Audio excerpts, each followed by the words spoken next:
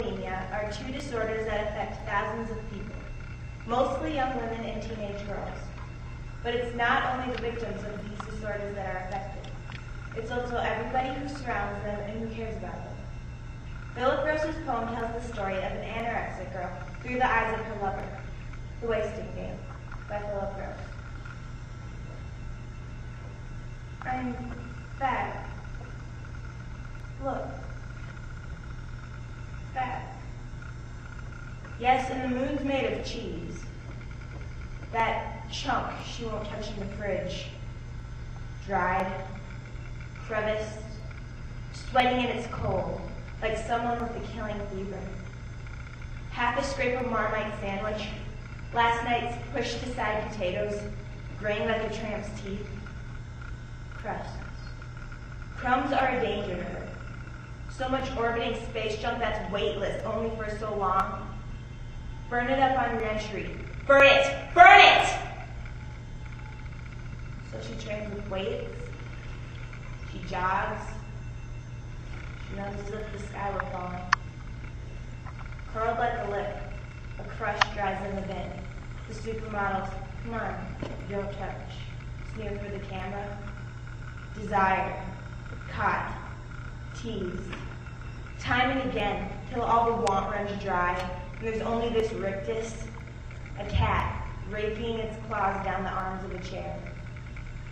Eyes closed, lips apart, like the girl's head she drew, arching back her lover's long, bone fingers, tangled in her hair. The eating thing, the slouching beast that's come to stay, to spatter the slops and foul mangers, to snap at the hand that tries to feed it. So we leave it, and we lie in darkness, trying not to know, not to hear it gnawing in the next room, gnawing itself to the bone. It's the dark ages now. I believe in possession, in demons that speak in crone voices out of 15-year-old lips. Her lips that have taken a tuck in at the corners. A small crease like age or disapproval when she seldom smiles. I believe fairy tales like hot news. How Snow Queen's pinched, enraptured child might desire nothing more but to spell out eternity from jags of ice. How Rumpelstiltskin, with rage for any secret thing that's named for what it is, might stamp so hard the splintering could go on forever. How the scientists at Los Alamos watched the fireball grow and thought, it might not stop. It might consume us all. I could hate those frail maids fading beautifully in books. Wax lilies. Pale, succulent stalks that might snap at a touch.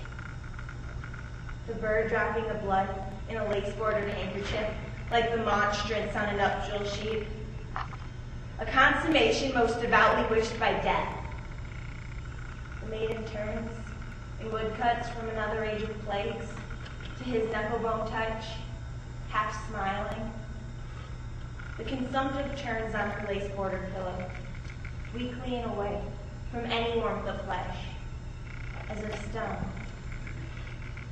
The anorexic turns her face towards these stories which, because I love the girl, I hate. She left home months ago. Somehow, we never noticed. She was going solo as a conduit. The egg we found, rotting in the body folds of the sofa. Caked wads of tissue in the bin with food compacted in them, like the mob's car crusher sandwiches.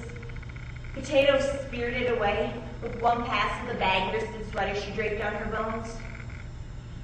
What applause when she whips it off one day, and she's gone. Coordination slipping down.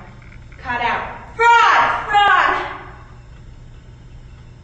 She plays the sheepish trick of all.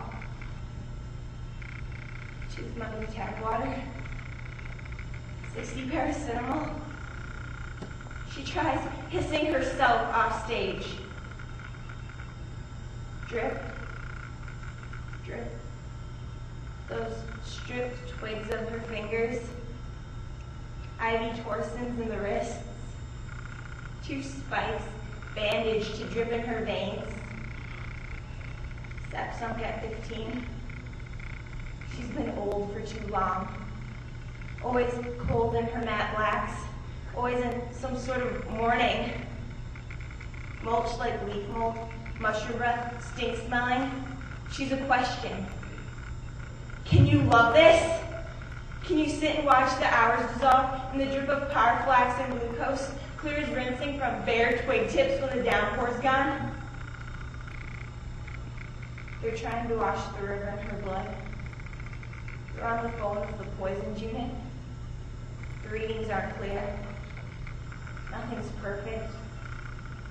But it's all there is. This, now, the drip of plain wood.